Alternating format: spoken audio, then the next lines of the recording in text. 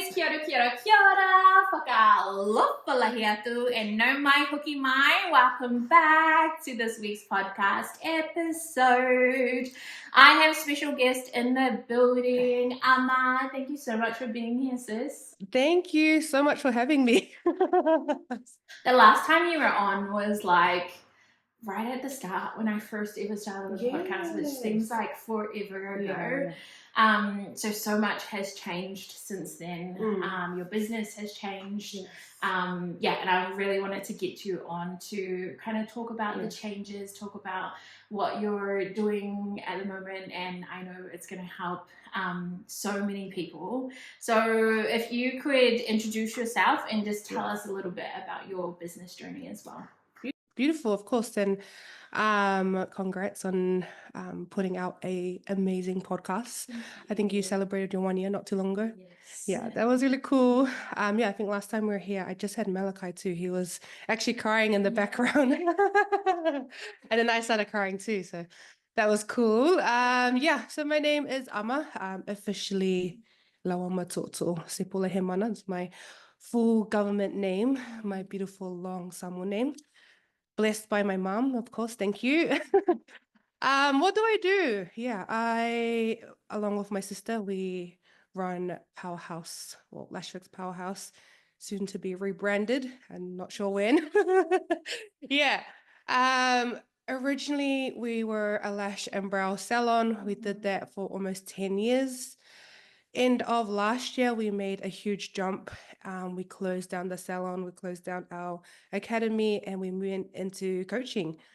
And that's where we are now. It's a lot of coaching, consulting, learning about ourselves, learning about other women in business, and just really helping them shine. That's the reason I want you on, because I want to talk about coaching, about business, about how confidence goes into business and coaching as well. And honestly, from the last time you and Rina were on, we had a lot of engagement in a sense that people or women, Polynesian women, were like, oh, I love this because I see me like in you, right? Like they see themselves represented, which is so freaking beautiful. So that's another reason why I wanted you on, because I know that so many of the people who listen to this podcast, they can see themselves in you. And I think you really come with like the raw and realness of what it's like to be a Polynesian in business, or a business owner, or a mother in business, like all these different things. You said you went from eyelash extensions or doing lash fix to coaching. What was kind of like the aha moment? I had a similar thing, going from like sunglasses to coaching. I had a moment. So was there a moment for you where you're like, oh, this is like, I've got to change here, or something's not fitting? What was that for you? I don't know if I had a moment, but there were various moments. I think just last year, like I think it got to a point where I really don't want to be at the salon anymore. Like I was hardly there. I was like, oh, we have staff. Like just like passed on a lot of my clients to staff. And between me and my sister, we have 6 kids. And then obviously I have one more on the way, which is exciting. And we were just looking at our life like, this can't be it. Like, I guess the next thing for us was like, okay, franchise or open another salon, which we've had opportunities to do. We went to our accountant. We looked at what the numbers would look like, how much we'd have to make, how many hours we had to put in, and we were like, this is not it. Like, this is actually not it. And I think for a while we were trying to convince ourselves, like, yeah, let's build an empire. Looking back, I'm like, it was already an empire. Like, but we're like, oh my God, no! Like, just the amount of hours that went into running a salon, it's too much. And we're like, okay, what's next? Like, what can we do? And we've been wanting to move into coaching for years. Like, we did a little bit during lockdown, which is how I met you, which is so beautiful. But there was a lot of fear around it. And then, I remember me and Rena were like, sat down and we're like, okay, like, what are we doing? What are we doing? And they were like, okay, I think this is it. I think it was like December 1st that we sat down. It was like beginning of December, but we knew like it's only getting busier from now. And we were really blessed. Like, honestly, we hardly ever had any slow periods. So we couldn't even be like, we just get over this hump and then we can have more time. Like we're so busy. Which I guess saying out loud, it sounds like really ungrateful, but that just wasn't for us anymore. But yeah, me and Vina were at Macca's writing down all of our ideas. I'm like, nah, we have to believe like we're gonna do it. December came around. We messaged all of our regular clients, our really loyal clients. They've been with us like 6+ years, probably even more, some of them. And we just told them. And some of them were like, we knew it. They're like, yeah, they're like, we knew it. We knew something was coming. And they were really good about it. Like, obviously, it was hard to say bye. But also because we had staff, it was easy to kind of offload them and know that they're like, we can trust who they're going with, which is beautiful. But yeah, after we sent that message, because we said we'll finish December 31st, I think, or that last week, like just for Christmas and New Year's. And then we were like, oh, I wish we said next week. Like we were like, oh, damn it. Like, but immediately it felt like a burden had lifted. And it's not really until this year, me and Vina were talking about it, and I was like, I was actually so unhappy, but I couldn't see. And I was just like, oh, I think I've carried heaps of guilt because I was like, oh no, like if I step out, like that's so unfair. But now on this side of the year, I'm like, oh my God, like that was the best thing for us. Like this year has been so crazy. We've had so many different opportunities, which would have never come if we try to do both. Yeah. Like it wouldn't have worked. Yeah. One thing you did mention is there was fear. Yeah. So would you like to speak to the fear, or maybe what was going through your mind? Yeah, there was heaps like, oh my God, are we gonna make enough money? Are we gonna like go broke? Like obviously that are we good enough? Do we have enough experience? Like we've done it before, and it was hard. Like we found it hard to have enough clients to sustain, like obviously financially to support ourselves, our kids, our parents. Shout out to all poly daughters, they know. Yeah, so it was that like, what are we gonna do? Like, what if it doesn't work? That's so real as well, because it's you've got kids, you've got your parents, you've got so much. So how do you like do it? How did you do it? How did you make it happen? I think honestly, like the unhappiness was like we needed to get out. Yeah, to be honest, that was it. I was like, it's either we pretty much drown, still doing the same thing, or we light ourselves on fire and just go. Like that's it. What's something people don't know about you that you'd like to share? I'm not sure. I'm trying to think. Like, I feel like I share a lot online. I guess I don't know. By the time this comes out, maybe I haven't announced that I'm pregnant yet. Oh my God. Yeah. Listen, because you haven't. No, I haven't. Yeah. Yeah. So you're pregnant. Yeah, pregnant. Third baby on the way. Someone pray for me. No. I don't know. I feel like, yeah, I think me, when I think about me, I think like mom, yeah, business owner, sister, daughter, Beyonce advocate. Like I thought you were gonna say Beyonce. Like, yeah, exactly. So between all of those things you just listed, Yeah. running a business, being a mother, a wife, all the things, Mm. how do you juggle it all? And Yeah. is there any like life hacks you have? Yeah. Like I'm trying to think of something super helpful, like besides like, the obvious, like set yourself up, like schedule things in, same thing of like scheduling in your me time. Like that's a big thing that we talk to our clients about, like scheduling in time to be by yourself for your morning routine, that these are all acts of love. And then yeah, that's it really. Like I really can't think of anything like revolutionary that's gonna like change anyone's life. uh, and then I guess also like really focusing on the things that really matter. Like that's been really helpful for me. Like just like what are the tasks that I can do now that's going to make a difference? What are the things that I can control? What can't I control, and let it go? Like that's something actually, yeah, that's something I've been really practicing myself this year. Like, okay, well, obviously, like if you're late, yeah, you should probably like get up earlier. But like, when I am running late, like there's no point of like swerving between traffic and like beeping, Mm. because it's not actually going to help me get there any faster. Yeah. And now being a mom, like actually that's reckless, it's irresponsible.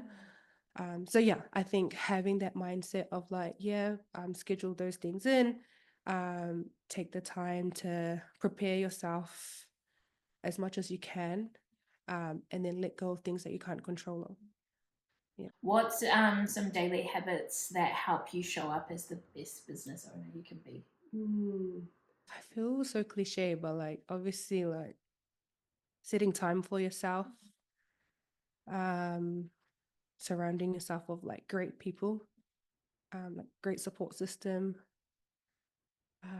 like or really just like loving on yourself, like whatever that looks like for you.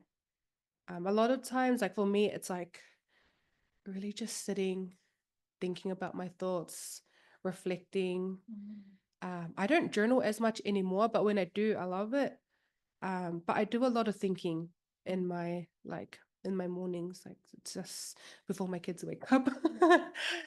um, I think that, and then obviously like getting really clear on like what kind of life do you want?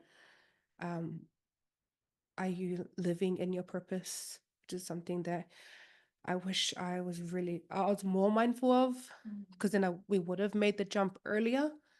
But in saying that, like, I don't regret not, I don't regret the timeline. Like, yeah. Yeah, I resonate with that as well, because sometimes you look at your life and you're like, wait, why am I doing all of this? Like, what's all of this for? And as time goes on as well, because you grow and evolve, things do change, your priorities change, your purpose in life changes, like your outlook on life changes, like all of that. So I love that you said that, and yeah, really making time for those acts of self-love. Something I was talking about this yesterday actually on my story, because I was like, we need to make time to do what we love. Like, what do you love to do? For me yesterday, it was like reading a book under the palm trees at the beach, like in the grass. And then I went skating. And it's like, and eating what you love and buying what you love and like, yeah, just all those things. And I feel like sometimes we don't do that enough. And when you do like come back to self and like, what do I actually love? Like, who am I without all these labels and all the things? I love that you mentioned that. What's some mindset shifts? Because business is so much like mind. And I feel like I didn't know that till I got into business. I'm like, damn, like I needed to do a lot of work on mindset. What would you say some mindset shifts women in business or just people in business need to make to have successful businesses? I mean, there's like so many ways to answer this, but like also I'm mindful that it could be too blanket, that it's not relevant. But I'm trying to think, like if I think about my own experiences, like mindset shift. Or even like maybe is there something you notice with the types of clients you have that there's always this one thing where you're like, oh, like, do you believe in yourself or Yeah, I think there's always like some kind of lack of self-belief that happens, and I think everyone experiences it in some way. But I guess the most common way that we see it show up is like either they're too scared to promote themselves, too scared to charge, too scared to increase their prices, even when they do. Well, actually, a lot of people are so scared of charging and numbers that they don't even bother to look at whether they're profitable, because that in itself is scary, because I guess when you're looking at it and maybe if you are in deficit or you're not making money, or you're losing money, sometimes we can make those things mean more than what it is, so we do a lot of like the work that we do with our clients is like, we get you to look at your numbers, like, are you making a profit, are you breaking even, and if not, that's okay. Now you know, and now we can create better like strategies for you to increase your revenue. Like, and that's all it means. It just means that something needs to change. It doesn't mean that you're shit at what you do. We're not saying you're a bad business owner. But yeah, I think yeah, that and knowing like yeah, just loving on yourself, being mindful that like whatever like what you do and like I guess the pillars of success, they're those are all external. Like whether like that doesn't mean you're a good person or not. You know what I mean? Like your self-worth doesn't change whether you make $1 million or $1. Like that's yeah. Yes. Oh, I love that so much Oh, because in yeah. business you make it mean like, oh, I'm not profitable. Yeah. Oh, that means I'm a failure. That means I'm Yeah. stupid. That means I showed myself that I couldn't do it. Oh, well, who did I think I was that I could do it? Yes. Like Yeah. all those things. And I love that you mentioned like even if you make $1 million, that doesn't mean you're worthy all of a sudden. Like you're always worthy. Yeah. And I feel that as well because that's a lot of work that I do. But when it comes to body image, like just when you're a certain way, it doesn't mean you're worthy. You're already worthy. Yes, Like, but yeah. we put these like when I make $1 million, then I'll be happy. When I lose the weight, then I'll be happy. Like Yeah. so I love that you mentioned that worth and yeah, that it doesn't mean anything different when you make a lot of money or if you don't.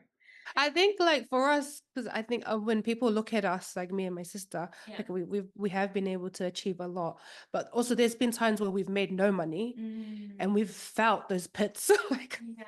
we have felt it, and it's like, how do we move forward? It's like actually, that process of like rebuilding that trust of yourself and knowing like, okay, I'm ready to go out there again and just put it out on the line. Like, it's not that serious at the end of the day. Like, yeah, we do talk a lot about that with our clients. Like, if you've got an event coming up with whether one person books or 10, it doesn't mean that it was a shit idea. Like, like there's things that we can change. Like there's always something, but like at the end of the day, it happened, but maybe are there attitudes that were like you were showing in that process that had like kind of blocked that process? You know what I mean? Like, look, we do a lot of things where like, okay, I can write up incredible marketing strategy for you, but are you going to implement it or will you find new ways to hide behind it? Like that's yeah, because like if the block is actually you, then yeah, like let's talk about it. Let's figure out what's the best way to move forward. Let's find you the right help, and then we can go forward. Like, yeah. Love that. I love that so much. Everyone needs to come to you. Oh. Or just a little side note as well, like when I met you, so back in COVID, when I met you, that was when I was like first starting So Extra. I used to have a sunglasses business. Yeah. I didn't know what the fuck I was doing. I was like, I had a stall at an event and you were there as well. You actually spoke at the event. Yeah. And I was like, oh, I need to work with you. So you sound like you know what you're doing. Like, help me. But like a lot of stuff that I kind of went through, and I feel like that was like the start of my success was because you helped me. It was like, yo, what's your vision? What's your mission? Yeah. Who's your audience? What are you doing? Like kind of thing. Like you set up those foundations. And like I always say to you, like that's the reason why I feel like I got to the success that I got to, went full time and So Extra and all the things, was because I had that help along, at the start. You like set the foundations. So that's another reason why I wanted you on as well, because I'm like, this shit, like you're for real, like you're for real, you know what the fuck you're doing, you know what you're talking about. Can you share a time where your confidence took a hit in business? And then how did you like come back from it? All the time. Every day. Nah. I'm trying to think of one recently. I feel like there's a few like moments, yeah, of course, because I mean we're human, we're up and down a lot. Like, um, I guess like this year, like obviously like moving into coaching was like quite scary. Even just saying that I do marketing is quite scary. Like I didn't finish uni. which is a big thing for me, like still things that I'm working through as well. Yeah. But I do remember like near I can't remember actually, it was sometime this year, but anyway, I put out like a SEO workshop, and I was posting online. I was getting like pretty good hits, like nothing incredible, but like I could see people were booking, and I was like, cool. Obviously, like keep pushing, like launch period, Right. what that's like. And I remember someone commented and was like, what makes this a masterclass, blah, blah, blah. And kind of was just going off saying, like, I'm not qualified enough to host such a masterclass. And then was going on and saying, yeah, that basically it should just be called a workshop, not a masterclass. And I think for me, I was like, oh, damn, like, am I not supposed to be doing this? Like, and then I was I was finding myself like over justifying myself. And this was a random on the internet. Like, um, but again, yeah, I think just sitting with it and like making it not mean as much. I was like, I mean, I remember like the last few comments was like, well, like you can either book in and you can see for yourself, or you can host your own masterclass. Like, and that was it really. I was just like, oh my God, like, um, yeah, like I can't just like there's always going to be someone that's going to challenge you, right? I've had people challenge me heaps. Like even my own sister, we challenge each other. Or my parents, my mom, my dad, like but yeah, I think the process of like loving myself, like, okay, no, I trust myself. I know what I'm doing. I've done it before. I've been doing it. We did it when we first opened our salon and we had 0 local clients. Like the proof is there. Um, but also knowing that you don't have to take on what people say. Like you actually have the power to create whatever you want. And anything that person was saying was really a reflection of themselves. Like if they really cared that much about SEO, like go and make something. Like that's not for me to take on. Like that's not my responsibility to hold and then make it mean more than it is. I love that. I love how you mentioned that like you already have proof, like you've got proof that you were able to do it before. Yeah. Because sometimes like that's something I actually do, is like when my confidence is low, when I'm like, oh my gosh, I don't think I can do this, or like who am I? Sometimes I'm like, I gotta go get like, all the proof, all the, call it like a hype file. I got that from someone, I don't know who it was, but it's like a hype file, like remember what you've done, like you've done this before, you've done this in the past, you've helped people, you've created the SEO and all the things. And that's it. It's like having those moments of like just silence. Like and I think at the time really like starting to learn to like not everything has to be aired out, like not everything has to be like talked to your best friends. And because I think sometimes part of like running to people is like tell me, like hype me up, like which is great, like that's not a bad thing, but also like it's still outsourcing that confidence that you really should be building on your own. Like because what do you do when everyone disagrees? Do you just give up? Like, well, I can't. Like, it's, I know this is where I'm supposed to be. Yeah. How important is confidence when you're marketing yourself or in business in general? Yeah, it's like key. It's so important. Like, I really, I guess, like, when you're in it, like, it doesn't sound like it's that important. But when you start to notice your behaviors and you see things that like decisions that you're making based on fear rather than confidence, it's almost like 10 to like 9 times out of 10, it's not going to work. And then you come back and you're like, oh, actually, maybe I should have taken that first option, but I was just scared.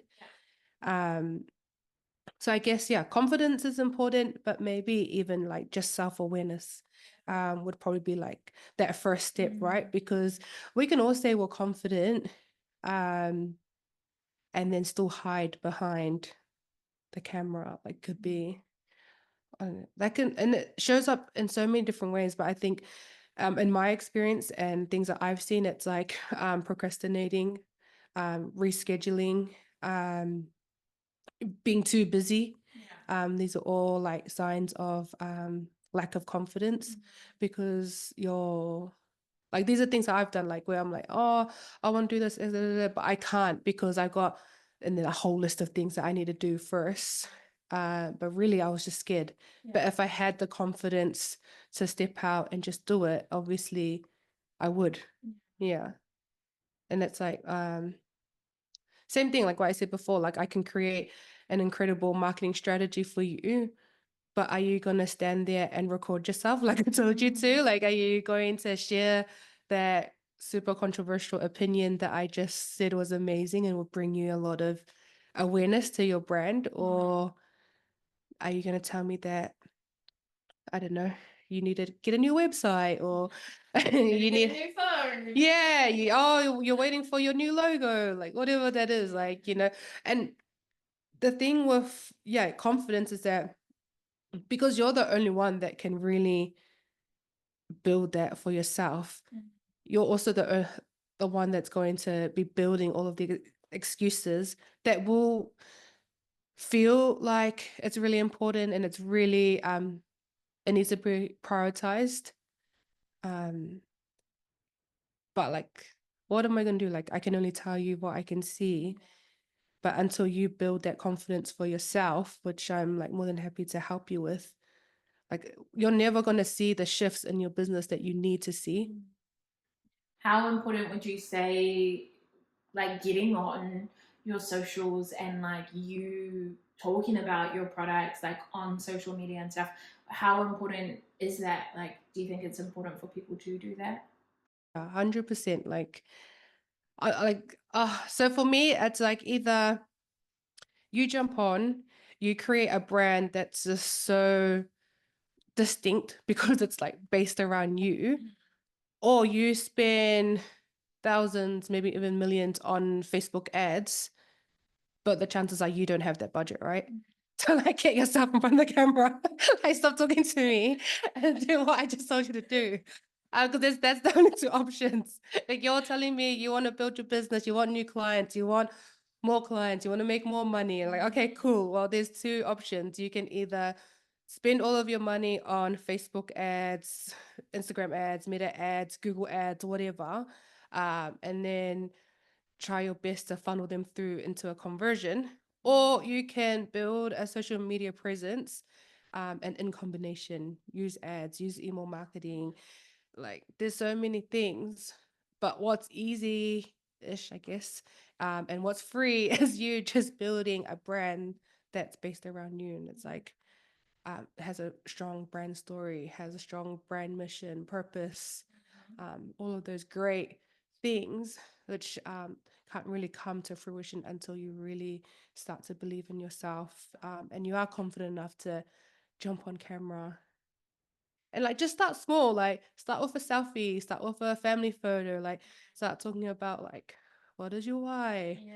Why do you exist? Like, why should people listen to you? Yeah. Yeah. I was just gonna ask you, like, what's one thing they can do? Like, if they're listening, they're like, "Hey, wait, that's me. I'm hiding." Like, what can they do? But like, you pretty much said it. Like, start with your why. Put up a selfie. Hey, this is who I am. This is why I started this business. Or Yeah, like do small things that like obviously will scare you, but like the more you do it, the better you become at it. Um, yeah, and yeah, you will get negative comments here and there, like, but let go.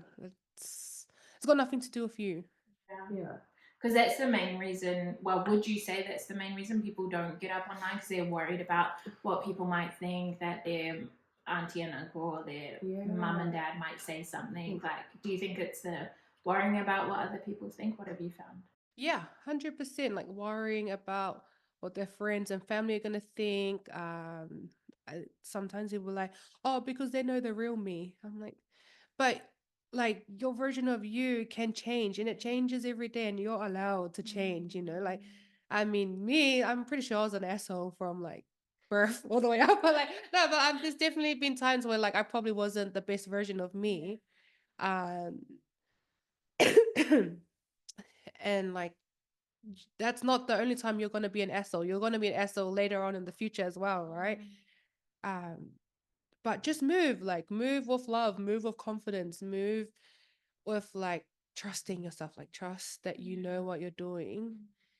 Um, and yeah, it's inevitable. Like people will judge you. Like I'm pretty sure when I first started doing what I was doing, I'm sure maybe my friends were like side eyeing, like, what is this lady up to? Like, I don't know, actually. Like I've actually been really lucky. Like I have great friends. Like they've always supported me. Like, oh, and I think also, like, I think maybe I was also a little bit delusional because I remember, like, I'll get Facebook memories, but I remember one that came up and it was like I reshared a post, like a Lashfix post, and it was like and follow this page or don't talk to me again. And I'm like, yeah, yeah. And maybe it was a good thing that I was so like delusional back then. And even when I was doing that, I just thought like Lashfix was like huge. Like I really truly believed like um we were bigger than we were and we were only going to get bigger at that point. I think at that point Rena was still in Tani. Like she still like had her home business. But to me, I was like, nah, like this is it. Like this is amazing. Like I was so proud. That's good. The self belief. Mm. I I've seen a lot of women. They try to do it all in business, especially when like one venture doesn't pop off. Yeah. So if I talk about like something I experienced in the past, I sold sunnies, right? No, it was even before sunnies, but say like I sold sunnies hypothetically, and then that didn't pop off, so I'm like, okay, I'm gonna add this, and then I add like watches, and then that doesn't pop off, and then I add rings, and then I add like all these, and then I'm like, okay, I'm gonna add chopping boards, like just like random as fuck shit. Like, do you think that people should niche, or why do you think people do that? Because I do see a lot of people do that, and kind of what's your thoughts on that? And do you think people should niche, or it's like you can do it all? I guess like uh that's hard. I definitely think everyone should niche. Like there's definitely so much power in niching down. But also when it comes to niching, it's scary because I guess when you think about niching down, a lot of people think of it as eliminating markets. Well, really you're going deeper into one market, which means that you're bound to have a more loyal clientele or customer base. Um, like this is like honestly, I reckon it's a bit more technical because it would be case by case, like whether do you have a strong enough marketing strategy? Do you have a strong enough brand story? Um, are you literally buying things off Alibaba and just reselling it without having like any foundation? Like that's where I would start first. Like getting really clear on who your vision, like what your vision is, your mission, your purpose, your audience. Audience is so key because then that also helps you decide whether you should be venturing out into watches, chopping boards, chairs, laptops. um, because again, it's the same thing, right? Like you can either be really good at one thing or you can spend thousands, millions of dollars and be pack and save. Like, which one are you? You either be the go-to for one thing and just sell amazing things. Not to say that you can't evolve from that, but I definitely would say like get really clear on that first. Otherwise, yeah, you fall into the category of like supermarket, Amazon, Alibaba, like yeah. And that's costly. That is very costly to do. And a lot of people, I guess, who were talking about our small businesses, sometimes our moms, on maternity leave. Like I see a lot of moms on maternity leave start up businesses, which is amazing. And for me, like as a mom, like I feel like I'm still a new mom. I feel really blessed that I've been able to live the life that I've lived with my kids. Yeah. What would you say is some marketing strategies that have worked for you, and why do you think that they've worked as well? Uh, Honestly, at the end of the day, all marketing strategies work. It's like whether you implement them and do it long enough to see and test and trial, right? Like, you can't run a Facebook ad for one day and say it didn't work. You can't post once and say no one cares. Um, Marketing at the end of the day is like, honestly, um, obviously awareness, like being in front of the right people who want your product or service, who are needing it. So you're solving a problem, right?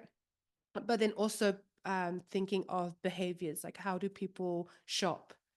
Like there's been a big shift with people shopping online.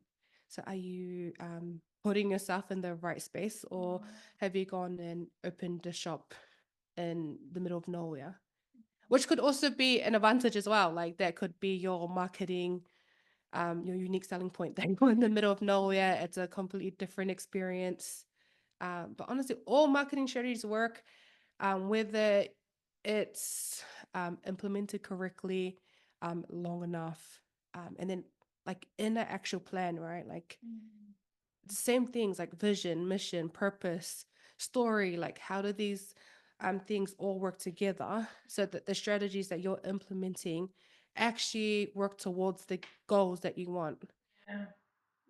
I hope that. Nice. Does that make sense? Absolutely. Yeah. It totally does. And I loved that you pointed out, well, I loved it all, but like, are you doing it long enough? Because a lot of Yeah. people, like you said, like one Facebook ad and they do it for one day or even 7 days. Yeah. And then they're like, oh no, this doesn't work. Oh no. And they post online once and they maybe, I don't know, put a call to action like come book with me, and then they don't get booked out. And it's like, oh, that didn't work, that marketing. And it's like, no, like you've got to do it long enough, like, and you've got to have, like you said, the purpose behind it. Like, what's the reason you're doing all this? Like, where are you trying to go? What's the journey?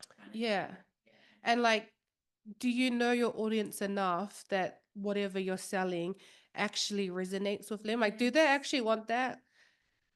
Like, honestly, like knowing your audience and their pain points is so powerful. Like, Yes. Yeah, because sometimes we do things, business owners do things because they're like, oh, I want to do this. But it's like, does your audience want that? Yeah. Or you, like, what are you doing it for? Just to, sometimes, yeah. Sometimes it's like around ego and stuff. yeah. And like, honestly, we see that a lot. Especially like lashes, like that's our background.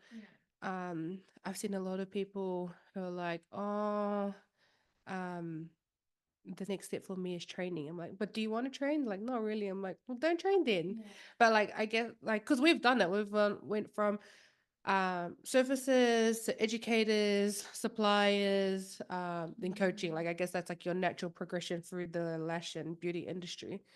But if that's not what you want to do, then don't do it. Like, you don't have to do it because you think, I don't know, maybe you're competing against other people, or you just think that's like the next right move for you. Yeah, you're watching other people and like, oh, I'll do this because they did that. Yeah. Sometimes you're looking up to people as well. You're inspired by them, so you're like, okay, I've got to do that now. Yeah. But do you want to do that? Like, is that your path, or is that what you think people you should do, or what your mum told you to do? Yeah. How would you? We kind of talked about this. Is like, sometimes you have like a new idea, you're running the campaign, you're building whatever it is, you're doing all the things, and you launch it, whether it's a product or a service, and you think, like you say, that, oh, it flopped because there were no sales, nobody signed up, whatever it is. How, what would your piece of advice be for someone who is firstly worried about that? So they're going into that phase and they're worried about not signing people up. They've got that fear. They're worried about being rejected in that sense. And then how do you come back from that if that does happen, where you only have one person sign up or no people, nobody even went to your website? How do you keep going and not just like give up? The fear will always be there. Like that's something you just have to accept. You will always be fearful of that. Again, learning to trust yourself, really building that trust of yourself that what you're doing has purpose. It's going to work. So obviously being clear on your vision, your mission, your audience, creating your marketing around that. Um, yeah, that's it really. And then what do you do if it doesn't work? Um, review what you've done. Reflect.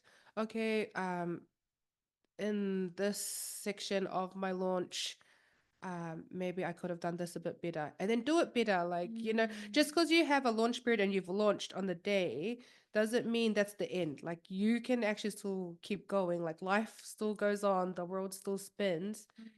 Um, and there's like, I'm sure there's been like millions of brands out there that have launched and like had crickets, and now they've had like crazy success, right? Like just pick yourself up, go again, like surround yourself with great people, love yourself, listen to the podcast. I'm sure any of your podcasts will be great value for them. Um, but yeah, that's like really all I can really think of. But um, get some help with your marketing. If you're not 100%, book a call, talk to you, talk to someone that's done it before. Yeah, like I'll leave the booking code in the in the link show notes. Yeah, because I definitely feel like having someone that's done it before will save you so much time and money. And you learn so much. Like there's just it's like invaluable what you learn from coaches. Like we've had coaches we've spent like tens of thousands of dollars on. And each one we've learned so much from. And it's like it doesn't when the program ends, you're still learning like things that you like covered in week one, you'll probably come back to a year later and be like, oh my God, that's all right. That's what that meant. Like now you see it. But you do have to go through it. Like there's no way of bypassing failures or lessons. Like you have to go through it in order to like really learn for yourself. Like at the end of the day, like you either do it and you learn from it or you just keep complaining and just it stays as an idea. Yeah. I love what you said about the reflecting as well, because sometimes people would just give up. Oh no, that's a flop. Oh no, like, and it kind of went into the other thing where you were saying, are you doing it long enough? Like, the launch doesn't end on that day. Are you still talking about it? Are you still like, keep going? Like, make it as long as it needs to be. Yeah. So it's that, and then the reflecting. Like, a lot of people don't reflect, and I used to not reflect either. And be like, oh, what didn't work out? I just made it mean, no, I'm terrible. I'm shit. I'm a shitty business owner. And it's like, just look at what you didn't do or what you could do better and try that. And if that doesn't work, then try something else and then something else and like make it work. Like, how bad do you want that vision or mission or whatever you had put out? So I love that so much. But it is like reflecting does it takes courage to reflect. So it is scary. Like I can see how that whole process of like trying to think, oh, where did I go wrong, can send you on a downward spiral. But that's why like people like you exist, where you teach them to love themselves and teach them to not take that as a reflection of who they are and their own worth. Thank you. But that's also something I wanted to mention was about the investing in a coach as well, because or just in some help, like in some marketing help or something like that, because I was the same when I had originally found you guys, right? So was before that time. I was doing a lot of it on my own, and it was cool because it got me to where I was, which was at that store, which was around other business owners. I was still making a little bit of sales, like I was still doing good, like it was. But then when I invested in you, and then you taught me about marketing, vision, mission, it was like that booster and I didn't have to invest. It was like I kind of paid for the time and the knowledge that you had kind of spent and you had given that to me, and then I had gone to the next level faster. I think it was within that less than a year that I worked with you, I went full time. So it was like that's what I invested in. So yeah, you can do it alone, but you're going to go much faster if you invest in other people and get the outside help and all. Yeah, that's such a good point to bring up, because I do feel like there's a misconception that if you're not working with a coach, you're never going to make it. Like, you will make it. It is harder. It is a little bit longer. But yeah, there is you do get to learn faster and get to your goal faster. Like, yeah, you did go full time in less than a year. I think we started working like almost halfway through the year, and then before even the end of the year, you were still, you're already full time. I remember we went out for breakfast. That was really cool. Yeah. And I think another thing that I saw working with you as well, it's like sometimes like I did believe in myself because I was like, yo, this is all I got because I had got fired from flying. And I was like, I'm trying to show these people I can do it. But it was nice to get that like kind of like that self-belief, or like kind of having someone around me to be like, yeah, you can do this. Like, absolutely you can, because I didn't really have like family and friends that were in business and stuff, so they didn't really know. So it's like nice to have someone that believes in you as well and like can be like, yeah, you got this. Like, what are you talking about? So I love that about, I feel like, about coaches as well. It's like they're like, yeah, like of course you can do that. What? Like I think for me, like, I was talking about it to Vena the other day. I was like, that was Vena for me, because I never ever actually wanted to do business. I didn't even think it was possible. And then Vena was the one, like, every time we had a new coach, I always be like, oh, why are you spending so much money again? Like, she's always the one, like, looking for coaches, looking for ways to upskill faster, learn faster, like, like, and I used to be like, fuck, you're such a waste of money. Like, why do you keep doing that? Um, so I think for me, like, I'm lucky. Like, I got to almost like ride on that, and to the point where I was like, oh my God, like, actually this shit works. Like it's actually so valuable. But honestly, I don't know if I would even be close to what I'm doing now without. Yeah, honestly, it's like we always talk about it, but yeah. No, yeah. It's, I always say, I'm like, man, people who do it for themselves, I'm like, you're incredible, because honestly, I wouldn't. Or I didn't think I had the opportunity to. Like, I didn't think that far ahead. Yeah. I love it when you talk about Vinna as well. I can see the love, and I think it's beautiful to have like someone like your sister, like someone who's so close that's doing this as well. Like, I would love that if I could do this with my sister, or like with someone that close. So it's so beautiful, and like that you guys get to do business, you guys get to change women's lives together, and like build this business together, help other people build their businesses together. I love to see it. So. Yeah, we're really lucky, like, we really are. But we always laugh because we were so not close growing up. We were like, oh, actually, I thought she hated me for ages. I was like, why are you always angry at me? But also, I was like, just typical, like, I guess it's, I don't have a younger sister, but like, I would just like steal her stuff, take it to school. But yeah, we do. And then like on the flip side, like, it is hard working with your family.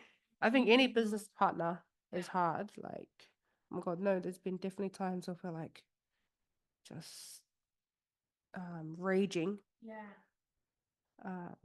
But no, it is nice to do it together. Speak to that, like speak to the, because like, oh, it's so cool to see, like it's beautiful to see that part. But maybe like, do you want to speak to like maybe some struggles or some things that you're kind of like, oh, this isn't the vibe? Oh, yeah.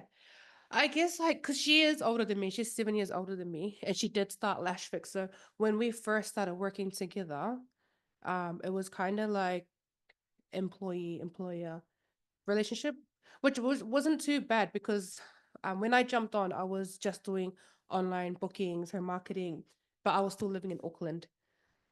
So when I didn't want to talk to her, I'll just not look at my phone.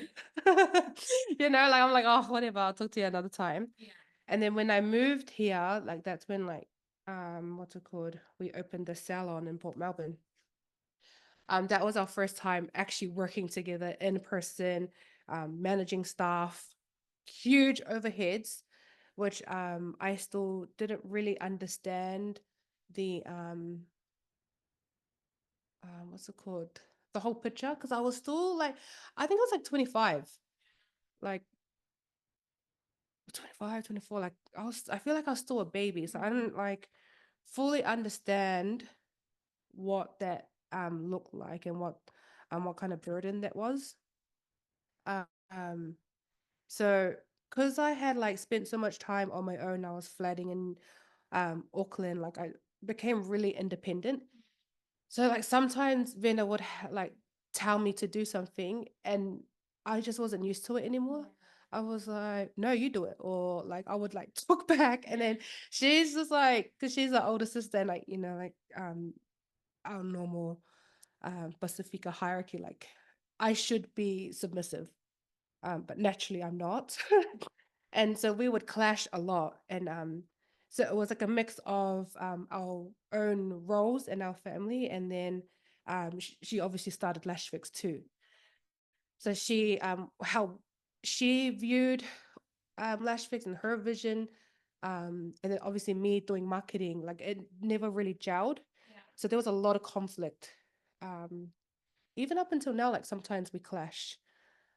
Um, so that was really hard. Like I remember we would like argue at the back of the salon, but like kind of whispering, like so that no one can hear. I'm sure people could hear, like as if I'm that quiet. Um, so it was, yeah, we had to like really work on that. And then I think Minna at some point was like, oh shit, like she's actually not the marketing person. And we needed clients. I was like, you have to trust me. Otherwise this is not gonna work. So it was that, like, and then obviously like we're both growing. She had a growing family. I didn't have a family yet. Um, and just having grace for each other, like, like, oh, actually, like if you make a mistake, that's okay. Like it's not the end of the world. Like, and that's something that we've grown up with. Like, um, you make a mistake, you're a bad person, like, like you're a naughty, naughty girl. Like, but like you can make a mistake and like still live. Like you're not your mistakes, right? Like, so it's like was learning that and like learning like, okay, if we make a mistake, we're still the same team. Like we're not that. I think that was like a big mindset shift for me. I was like, oh, we're like one team. We're not two different teams. So that was, yeah, that was big. And then I had kids and I was like, oh, this is hard. I was like, oh my God, I've been so mean to my sister all these years, thinking like, oh, so unorganized she is. But like, like being a mom, just it's so hard. Like it is really, really hard. Um, but yeah, I did gain a lot more respect for her after having kids. I was like, oh, can you help me? Like, which like I helped her a lot anyway because I love her kids. But I was like, oh, actually, this is hard. And it's like, oh, okay. We're learning to see that from each other. And yeah, again, we're the same team. Like it's not like we're not competing against each other. Yeah. I love that. Thank you for Oh. sharing that. So beautiful. Do you think that self worth influences, so the way that someone sees themselves influences the way that they price their products or their services? Yeah. And then if you think so, whatever you think about that, Yeah. how do women like build the confidence to charge what they're worth? Yeah.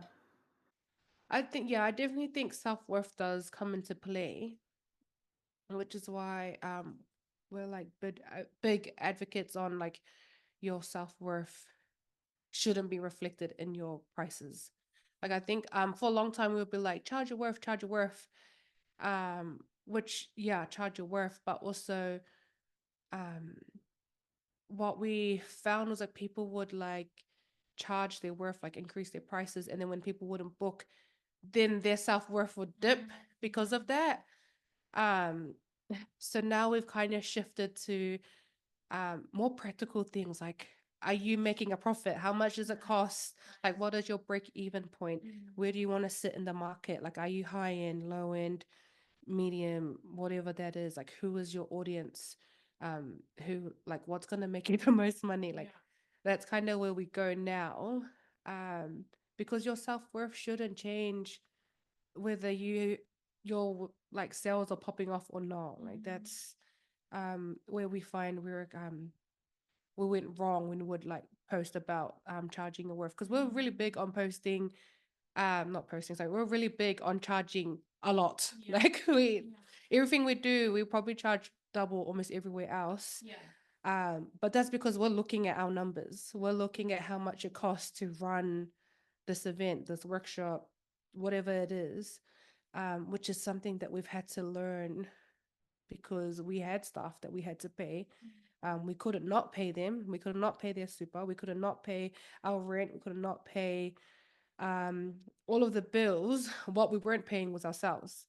And then it was like, okay, well, when you're not paying yourselves, you're not feeding your kids.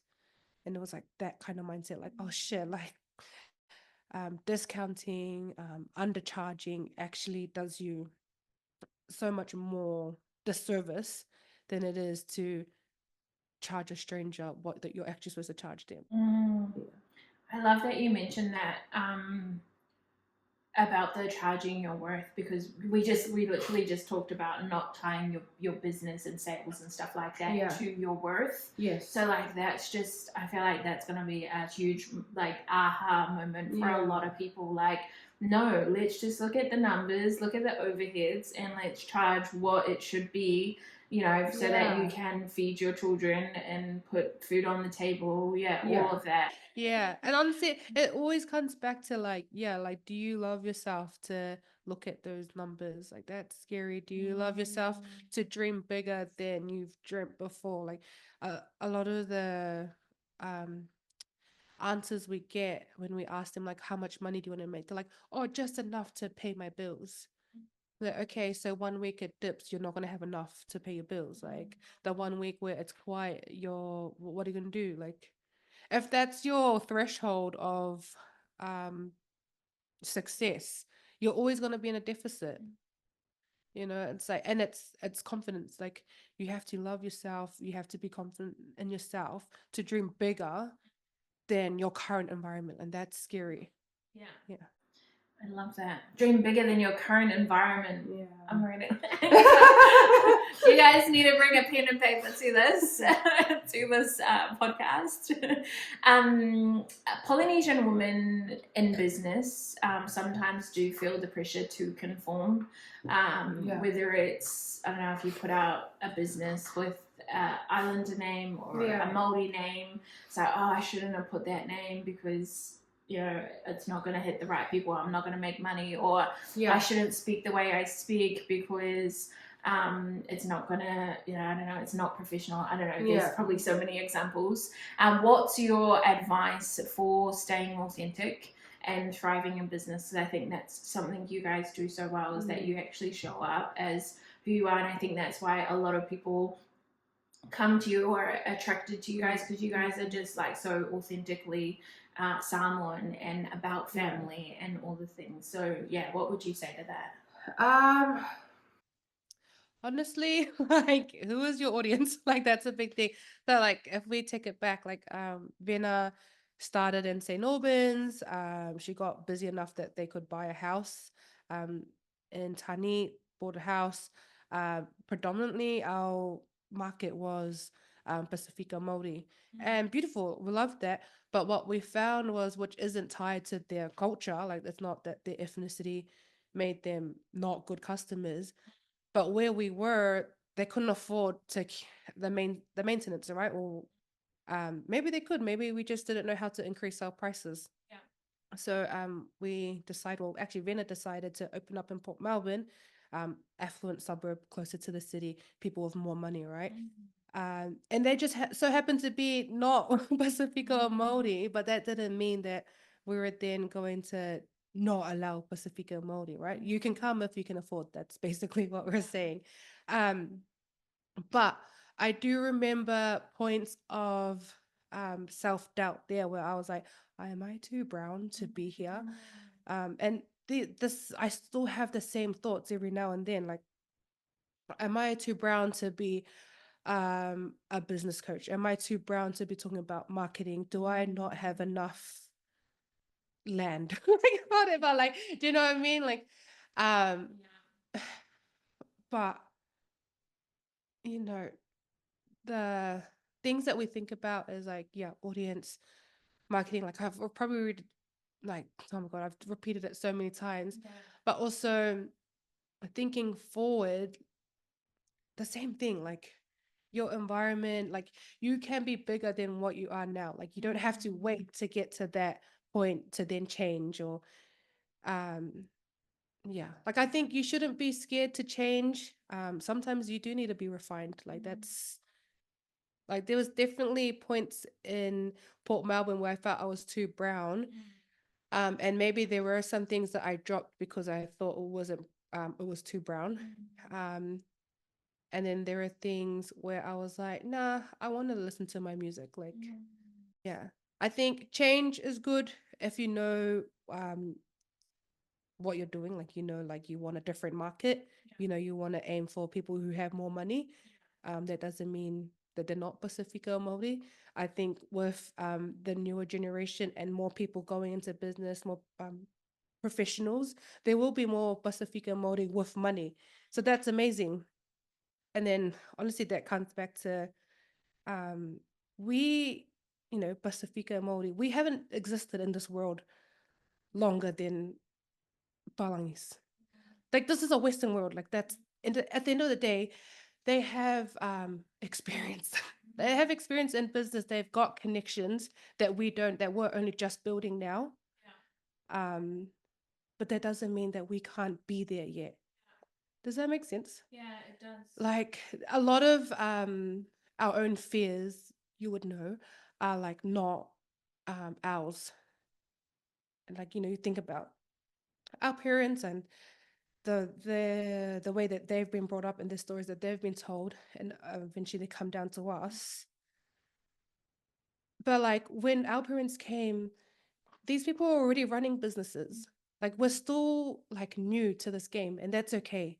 But that doesn't mean that we have to stay in this lane because we're Māori or Pacifica. Like, you can still be you, a refined version, a new version, a bigger version in that market as well. Like, you're allowed to switch lanes. It's definitely an interesting like point is with the whole like it is a westernized type world, and we're like, we coming live in a into it, Western world. Like, and I think also talking about how it's passed down to us as well. So I think that's a really good point, because a lot of the times when we think about like, oh, I'm too brown to be in this space or whatever, if you did look back to maybe what you've heard from your parents and stuff like that, that would be true. It would be, because that's what happened when they were trying to do these certain things. But it's like unlearning that, unlearning what you've been told, because you can change that, and then you can show up in these spaces, whatever it is, whatever space you want to show up in. So I love that you mentioned that. It's like something that me and Vina talk about a lot too.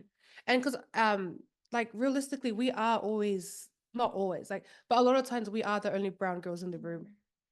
But it's like, okay, well, what are we gonna do? Like, and we find like when we're in those spaces, we make the most impact. We're like, okay, it's scary. Like, it is scary. But we're like, okay, like, this is what everyone else, we can do it. But it's so scary. But also what's put us in those rooms is like, being authentic to ourselves. Yeah, I feel like that's such a roundabout way of answering the questions. I think it's interesting as well, or one thing that kind of popped up was a conversation I had recently where someone felt like they're too brown to be in certain spaces, but then they're too like white or too plastic to be in other spaces. Like, that's more so for like people who are half castes. Yeah. But my question to you is kind of like, has there ever been like moments where you've kind of been like, oh, am I not Samoan enough, like in spaces? Yeah. Yeah. And Yeah. what, like, I'd love for you to like speak to that as well. Like, what would you say if someone's like listening to us now and they're like, oh, I'm just like, I'm not Samoan enough, but I'm also like not white, I'm too Islander. Like, yeah, what would you say to them? We've definitely come into not conflict, but like we've heard people say we're not Samoan enough. Like, okay, well, what do you want us to do? Like, should we just only speak Samoan for the rest of our lives? Like, um, there's so many versions of being Samoan. Like, you can be, do you know what I mean? Like, there's I love that. and I'm sure it happens in every culture. Like, I know, like Maori, they're like that's a big issue as well. But it's on you. Like, it's on you to do the work. It's on you to love yourself. It's on you to believe in yourself. Like, what are you gonna do? You can't change if you're half white, half someone. Like, there's nothing you can do to reverse that. The only thing you can do is like, yeah, learn to love yourself, learn to embrace both sides, learn to accept that you're not gonna be everyone's favorite all the time. Like, I mean, I'm sure there's heaps of people who don't like me or my sister or what we talk about. The same way I don't like heaps of other people online, you know, like learn to you really truly have to learn to get over it. And sometimes that means getting over yourself. Like, yeah, it's all right. It's all right if you're not the favorite. Like, you will still live. Like, just love yourself. I mean, like, you know, there was, I don't know if you want to keep this in, but there was the World Cup, and we were so excited to like share about it on our stories, on our posts. And a lot of our clients weren't Samoan, or they just didn't watch league. So we sent out the email about like why I was so proud about Toa Samoa. And actually there was a couple of things that happened that time, but yeah, then there was someone that said that they didn't think we were Samoan enough, or we shouldn't have been we shouldn't, I guess, basically be the advocates for Samoa. And I think it was a hit, because we're like, what do you mean? Like, both our parents are Samoan. Like, you cannot get any more Samoan than this nose. Like, there's no questioning that I am not Samoan. Like, you know, like that is so apparent. My name is so long. My surname is actually Niuean. But it's the same thing, eh? Let it go. Like, it is what it is. Yeah. And probably even to like even within our own family, like we have cousins that are really, really Samoan, like really for Samoa, very traditional. But that doesn't mean they're any more worthy or less worthy than we are. Like, you know, I guess you could even say, oh, because they're so traditional, they're not as valuable or worthy in a Western society. But also they kill it in their respective like roles of whatever they're doing. Like, there's just so many, like, it's 2024, there's a lot of versions that you can be, and you can still learn to love your culture. You can still learn about your culture. You can still learn your language. There's resources out there. Yeah. I love that. Different versions, like there's different versions of that. Yeah. It's different versions of someone. And there's different versions of like being Pacifica. There's different versions of growing up in New Zealand. Like, I'm sure someone in the South Island will experience New Zealand Aotearoa different to how I've experienced it. I've only ever lived in Auckland. My husband, he grew up in South Auckland. He's got a different experience, but doesn't mean any less. Absolutely. Yeah. I also heard a take, I think it was on TikTok actually, where someone was like, the whole like, you're too white to be Islander, or like too brown, or all that kind of stuff, like kind of comes from like a colonized like mindset. And it's like that's what like they want us to be at war with each other, or not be like, no, I'm not Maori, or I am not, like all this conflict and stuff. It's like, no, fucking show up and represent your culture, because like both my cultures, Maori and Niue, and they are like quite and I feel like this might be even like past tense, because I feel like they're not as like dying cultures that people would say as they used to be, because a lot of people are. We talk about like the Kohanga generation is coming through, and you see that It's a so lot, and beautiful. like it's fucking beautiful. But like I forgot what I was talking about. It was like, yeah, about it being a colonized mindset. It's like, fuck, just like show up and represent however it looks like for you, and learn it, because you not learning it is fucking helping with the colonization and all that kind of shit. So just show up and represent the way you represent. And if you don't like the way or a version of the way the person's Maori or someone, like, yo, keep scrolling. Like, that's not your person. That does not mean that they're not someone, or you're not, like, it's just it's crazy. So thank you for mentioning that. I love the point about, there's different versions of what that could look like. And I think like there's such a need of people being self-aware, like like that's key, because you cannot change, and you can't even see a reason to change if you're not self-aware. Like, just shut up for once. Shut up and just like listen to the thoughts. Think about it. Why are you thinking like this? Are these your thoughts? Are they stories that you've been told? Differentiate the two. But yeah, you have to have time for that self-awareness. Like, you will not evolve without any kind of self-awareness. Like, that's absolutely. It's definitely something like when you work with, and you probably do the same with your coaching, it's like self-awareness is like the first, like, yo, okay, let's get self-aware with where you're at. We are, bro, I was like, it'll be like 45 minutes, like double that. It's been like an hour and a half. I still have a few questions, so maybe we could even do this like quick fire. If you I'll try my hardest. What's some common marketing mistakes you see entrepreneurs make, and how can they correct them? Not being clear on who their audience is, like just like kind of spitting everything and anything out there. Not taking time to work on their brand identity. Like, please, please, take time to do that. It is an investment. What's a marketing trend that you're loving right now, and what's one that you're like, I hate that? Anything really. Like, I think I do see a real big wave of storytelling has come into play, which is great. I love storytelling. I think it's a great way to stand out.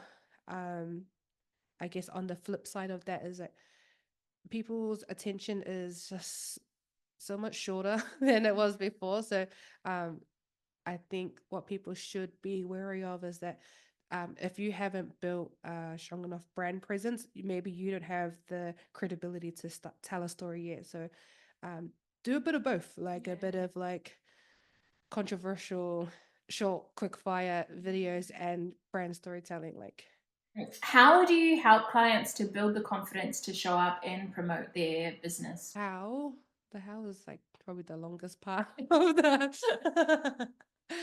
I think like a lot of it is like just conversation. Like, who are you? Who do you want to be?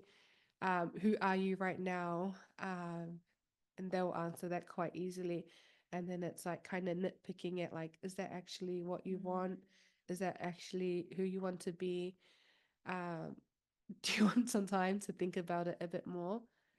I think once we can kind of clear out or even just identify fears so that we can start like kind of dissolving it as much as we can. And then, creating like a marketing strategy that's actually going to help them. Because, again, I can give you a marketing strategy quite easily. But if you're still hiding behind fears, like, it's never going to work. Yeah. Unless you're a millionaire, then you have the budget for it.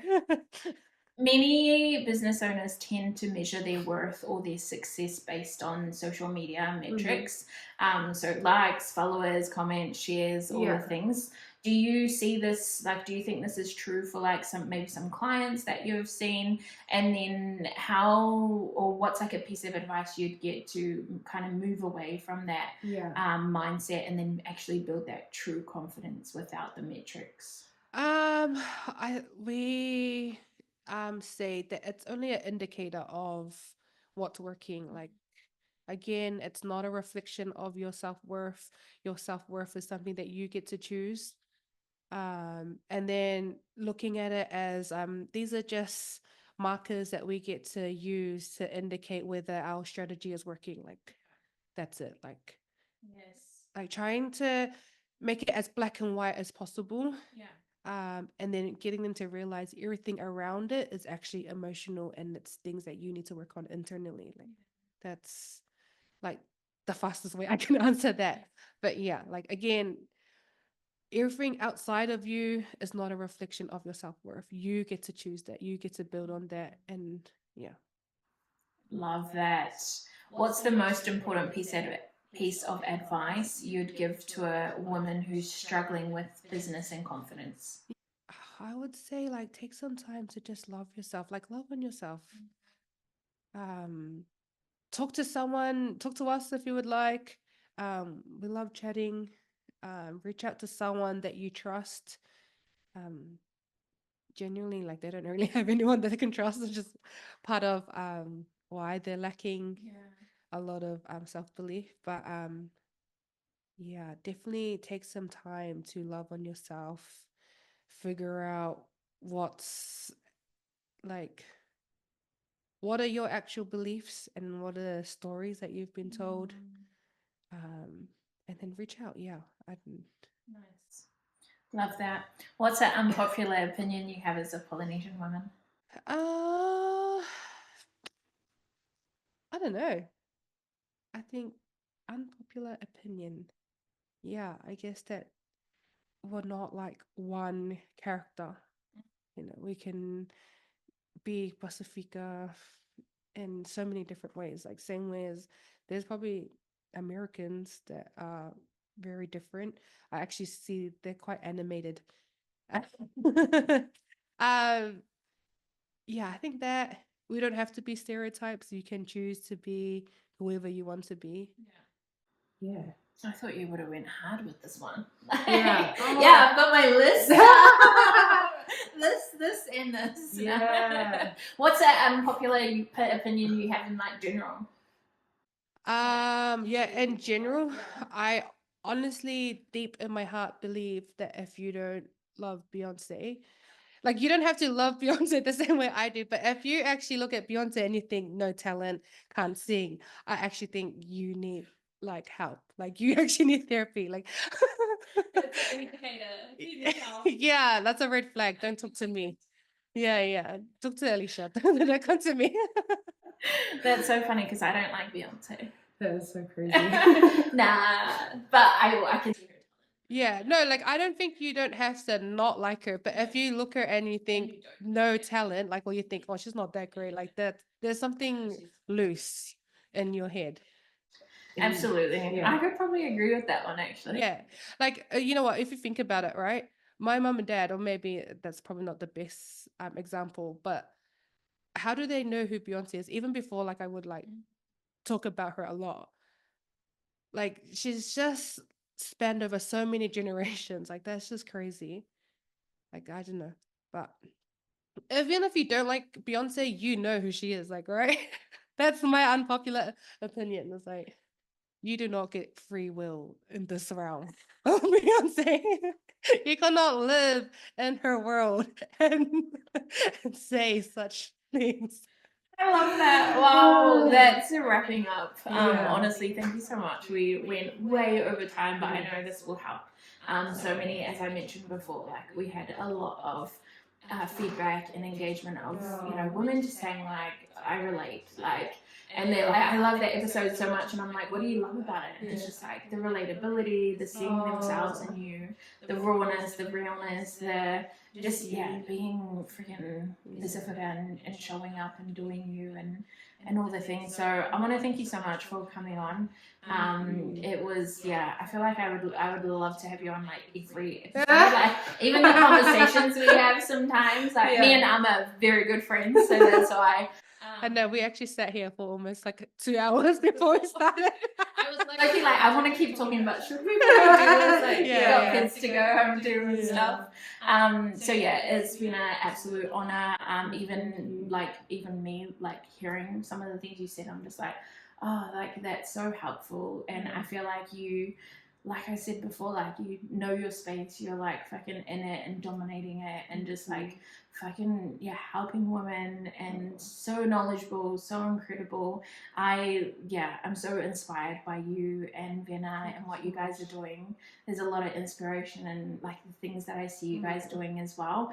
And also I just want to point out, like, you have also been, you and Vena have been the people that have been like, oh, like name dropping me in rooms as well, or like telling me like, hey, you should go here, or you should go there, or I just went on here and you should, like, it's like you help like uplift and take people along and stuff like that. And it's just all love. It's like, I support you, you support me kind of thing. Like, it's, because a lot of the times people like kind of like not fighting, but like competing. And I was like, no, it's all love. Like, we can all win. Like, let's go all win together and fucking be amazing. So yeah, I love that I found you when you like in Melbourne. I'm like, I don't know what I would have did without you, but I could go on forever. But I just want to say, like, I love you so much. And Thank you.